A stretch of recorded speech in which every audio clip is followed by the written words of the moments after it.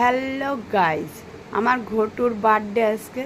ও নাকি birthday gift হিসাবে ওর নাকি এটাই পছন্দ হয়েছে, এই ড্রেসটা। ও এর জন্য এটাকে নিয়ে তখন থেকে পরার চেষ্টা করছে। Happy birthday to you. তোমার আজকে তা তুমি এটা পরছো কেন সেটা শুনি। তোমার এত কেন পছন্দ হয়ে গেল এটা? হ্যাঁ, এটা পরার জন্য কত রকমের চেষ্টা করছো তখন থেকে।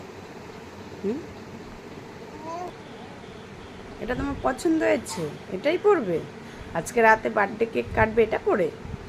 বাবা, এই দেখো, খুব নাকি এটা ওর পছন্দ। এটা পরেই নাকি ও আজকে বার্থডে কেকটা কাটবে। এটা পরেই নাকি আজকে ওর বার্থডে কেক কাটবে।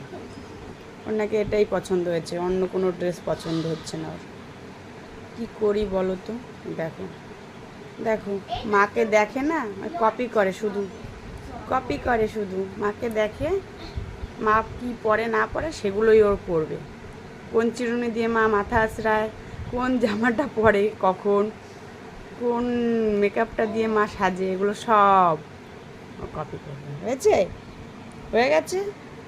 এবার কার এটা? কার কার এটা বলো? যার ওটা তাকে দিয়ে দাও। কার বলো? আমার? ওরে বাবা, দিয়েছে। গটু বেশি দুষ্টু হয়েছে আমার।